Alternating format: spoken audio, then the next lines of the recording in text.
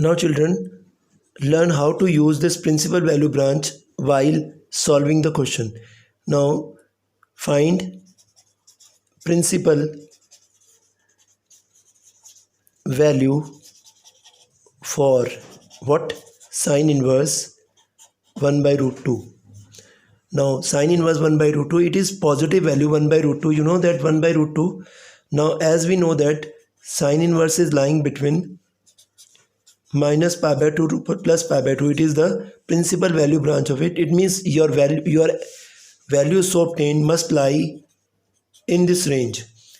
Children, very important thing I am going to tell you. Please listen carefully. This value is positive or negative. It is positive. It means your first quadrant will be there because this is a range. Minus pi by 2 to plus pi by 2 means your angle will lie in the first quadrant. Means what is the value for this 1 by root 2? You know that it is pi by 4. It is lying between the first quadrant. That's why we have to write pi by 4.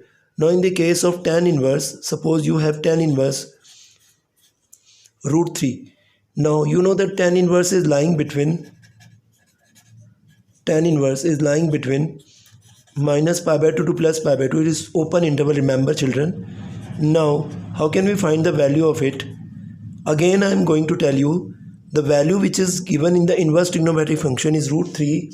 It is positive. It means our angle is lying in the first quadrant. We have to write the first quadrant angle, that is 60 degree. Children, please remember your value so obtained is lying in this interval. It means it shows that our value is correct, means our value is genuine value which is lying in the quadrant. Now in the case of negative, children, please you have to learn it carefully. In the case of negative, what happened in the case of negative? Sine is lying between minus pi by 2 to plus pi by 2 as I told you. In the case of principal value branch, how to solve this question? Now children, look, sine inverse is minus half. You know, your half is value of this half in inverse trigonometric function is 30 degree. Correct? It is lying in the first quadrant, 30 degree, but it is negative. It means your angle is lying in this quadrant clockwise. Now what to do? Simply you have to write your value of angle, that is half having 30 degree, that is pi by 6. Just put minus in front of this. Why? To shift this angle in this quadrant.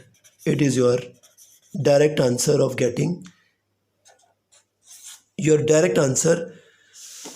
a value which is lying in the quadrant of this. Now please come to the another one, tan inverse minus 1 by root 3. Children, please look at this is minus 1 by root 3. It is lying between minus pi by 2 to plus pi by 2. Children, please be careful here. Now again, your tan having negative value 1 by root 3. As you know, 1 by root 3 is 30 degree in the case of tan. Now it is negative. 30 degree is lying in the first quadrant, but negative 30 is lying in this quadrant because our range is minus pi by 2 to plus pi by 2. Your angle must lie in this quadrant. Please remember, we have to put minus sign in front of it to get our value. It is a simple thing which is to be used while finding the value. Your principal value branch is the most important thing for you. Please learn it carefully. Now dear children, come to the case when you have cos. You have cos inverse 1 by root 2. How can we find the value of this? As we know that cos inverse is lying between 0 to pi, as I told you in the previous lecture, lying between 0 to pi. How can we find the value of this? First of all, you have to check the value is positive or negative. It is positive. It means these are your two quadrants, first and second quadrant. Now its value is positive. It means lying in the first quadrant, that is pi by 4 is the value of this. Now in the case of cot, suppose you have cot inverse minus 1. Now you know that cot is lying between open bracket 0 to pi. In the same way we have 0 to pi range,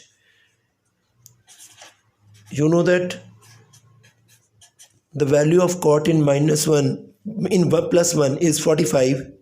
I am writing here 45 because it is negative. So it should not be lying in this quadrant because it is the first quadrant. It will be lie in the second quadrant. So how can you shift your angle in the second quadrant? Subtract from pi. Remember, please note it carefully. Whenever we have to shift our angle to the second quadrant, we have to subtract from pi. Now it is your principal value range. Now in the case of secant, suppose you have secant inverse minus root 2. Now as you know that secant inverse having its range from 0 to pi less pi by 2, because pi by 2 is not lying in this range. Now check it children, it is negative. It is negative. Your value is pi by 4. You have to shift your angle to the second quadrant. Subtract this angle from pi. You will get 3 pi by 4. That will lie in your range. That is, now come to the cot inverse minus 1 by root 3. Now you know that cot inverse x is lying between open bracket 0 to pi.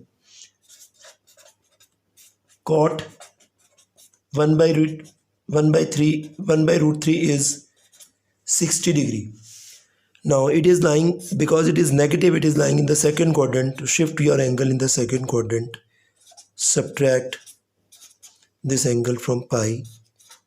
You will get your principal value, which is lying in your principal value branch. Thank you.